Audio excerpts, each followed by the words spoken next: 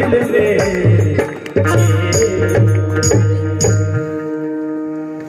नर नुगरा रे अब तो दिल में चेत है।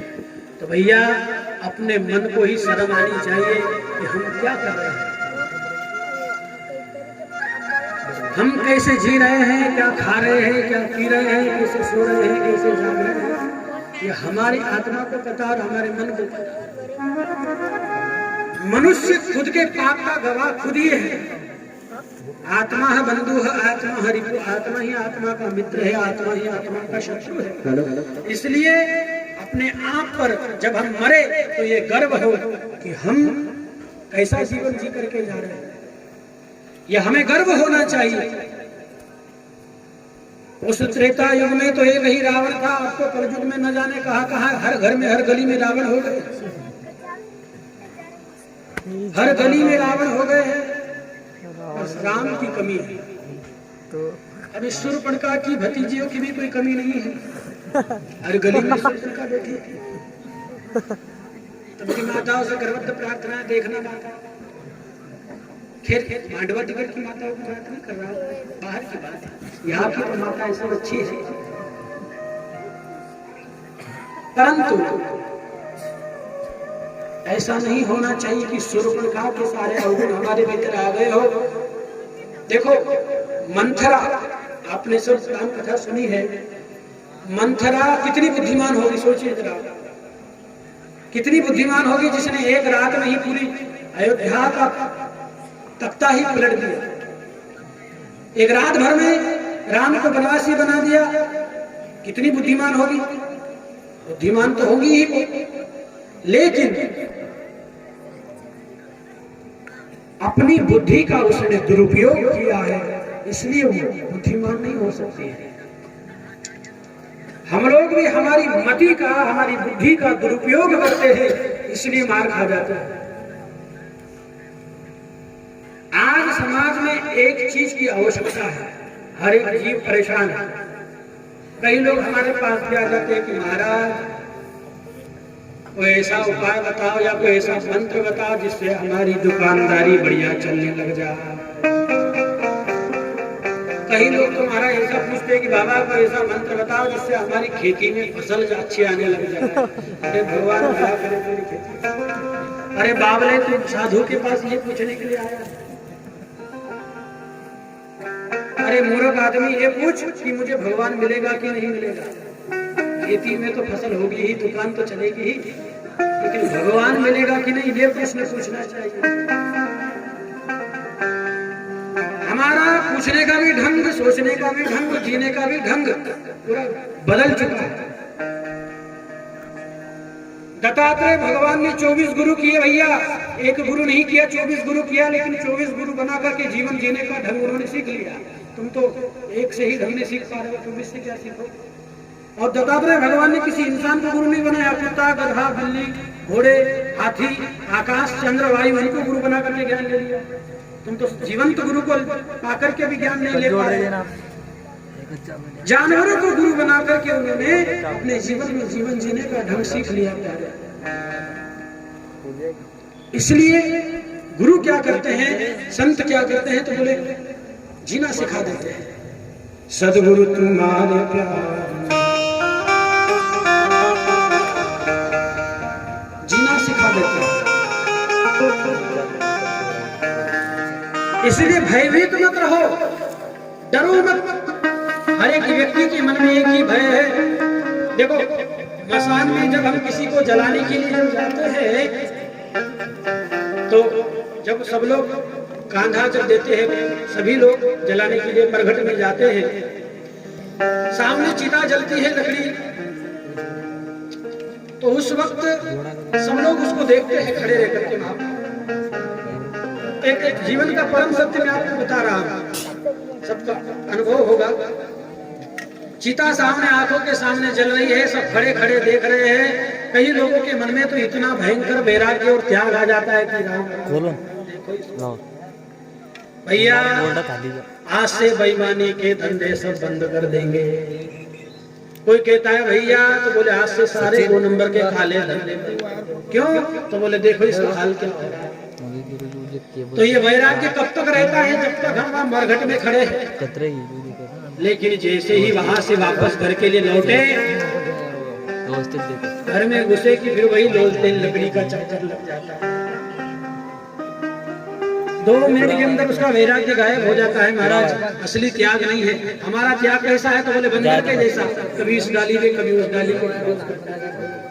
संसार से परेशान हुए तो चलो बाबा के मठ पर,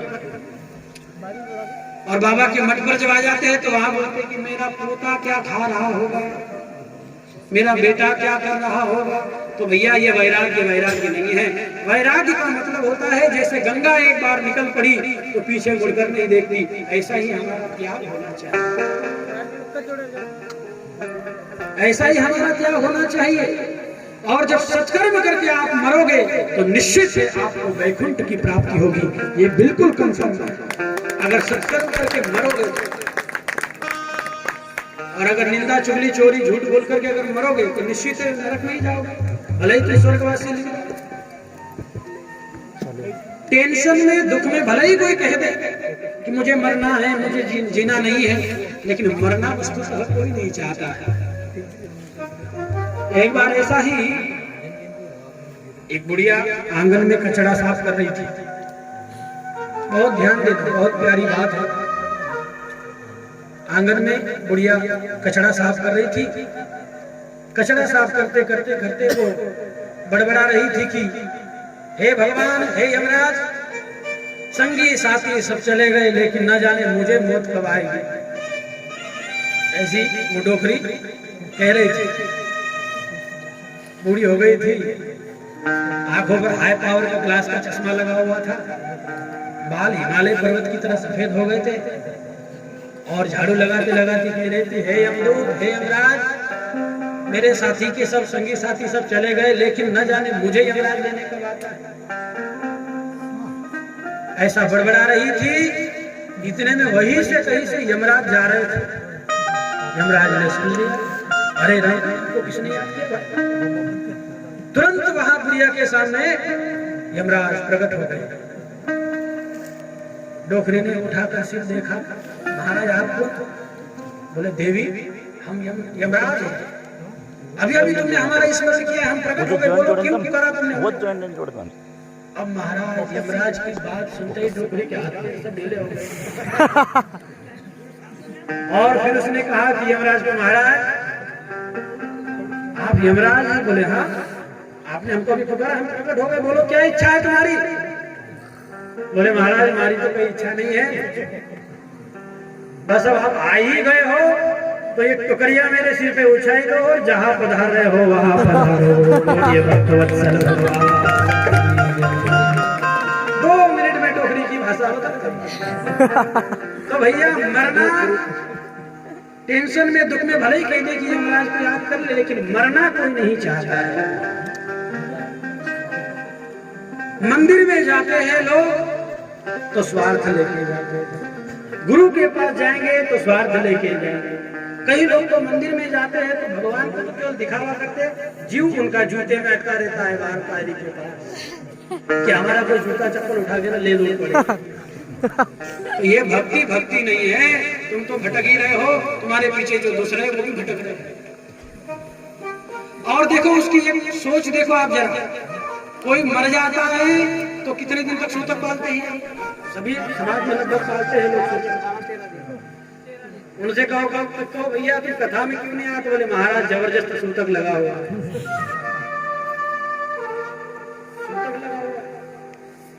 बाकी सब काम चालू है उसके, खाना चालू, पीना चालू, मटन चालू, दारू चालू, नौकरी धंधा चालू। तो बोले एक काम बंद हो जाता है तो क्या? बोले भगवान के मंदिर में जाना पड़ता, माला जपना बंद। क्यों? तो बोले सूतक लग गया। अरे बावले,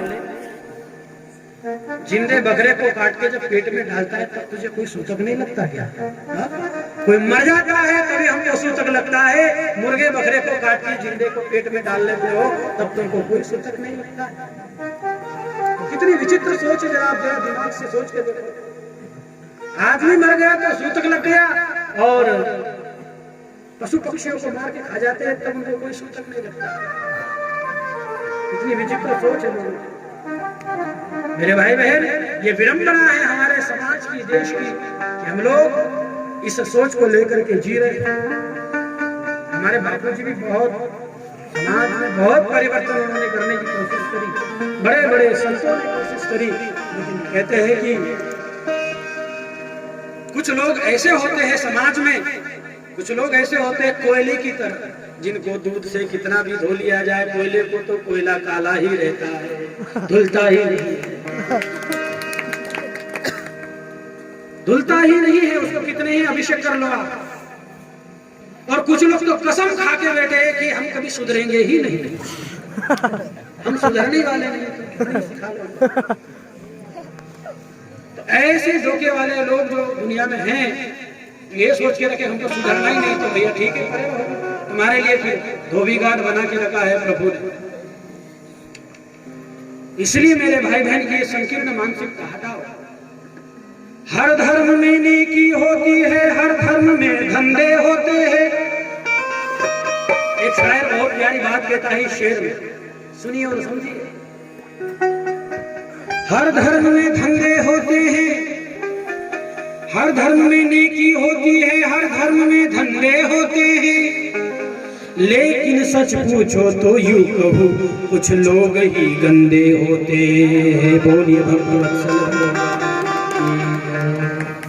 हर धर्म में नेकी होती है, हर धर्म में धंधे होते हैं, लेकिन सच पूछो तो यूं कहूं कुछ लोग ही गंदे होते हैं, जिनका माथा, जिनकी आत्मा, जिनका दिमाग सब कुछ गंदा हो चुका है। अरे अब तुम्हारी उम्र तो निकल ही गई है, लेकिन अब जो तुम्हारी जो पीढ़ी आ रही है, जो यंग, जो बच्चे तुम्हारे आ रहे हैं, उनमें तो कम से कम वो संस्कार डालो, वो संस्कार उनके अंदर रहने चाहिए। जैसे आज हमारे मानवाड़ी में इतने सारे भाई लोग हमारा रोड पर हमको इतना सुंदर आदर और सम्मान, ये संस्कार अगर नहीं रहेंगे तो संतों की कृपा। संत आपके इधर महाराष्ट्र में कहते हैं संत आले घरा, क्या कहते हैं, तोज दिवाली दशहरा, वही दिवाली दशहरा होती है। संत जिस दिन हमारे घर पर आ जाए या भोजन कर जाए या हमारे द्वारा उनकी पूजा हो जाए, कहते हैं संत मिले तो मैं मिल जाऊं, मैं संतों से न्यारा नहीं। भगवान कहते हैं कि संत में और मुझ में कोई अंतर नहीं है, संत चलता फिरता भगवान है। इतने बड़े बड़े महापुरुषों ने हमको इतना कुछ सिखा के गए, लेकिन आज तक लोग वही के वही। मेरे भाई बहन, निकलो इससे बाहर और जीने की कोशिश करो, समझने की कोशिश करो। तो सद्गुरु का क्या उद्देश्य है?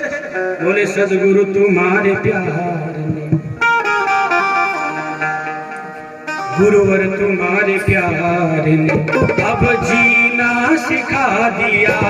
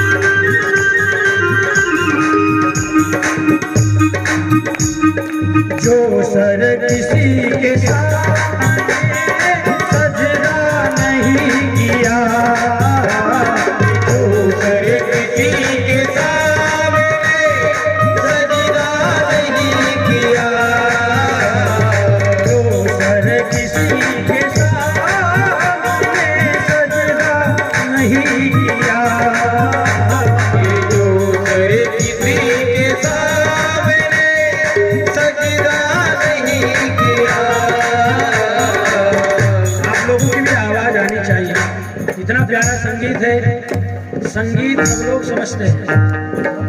हमारे समाज में लगभग बंजारे समाज में गाने बजाने के लोग पहले से शौकीन रहे, तो फिर यहाँ ढीले ढस क्यों बैठे हो भैया? गाते रहो, जरा आवाज आनी चाहिए। ऊपर जो देवता बैठे उनको भी लगना चाहिए कि कुछ हो रहा है। मेरी माता है भी, तुम तो ऐसे डोगरी के जैसे बैठी हो, इसलिए गाती रहो, जरा गुनगुनाती रहो। देखो आगे के जो दांत है ना दो, वो दिखते रहने चाहिए सबके, माताओं के, दादा बूढ़े सभी। तो इसलिए हमारे साथ गाइए, क्योंकि संगीत बड़ी प्यारी चीज है। जो सर किसी के सामने सजदा नहीं किया, जो सर किसी के सामने सजदा नहीं किया, जो सर किसी के सामने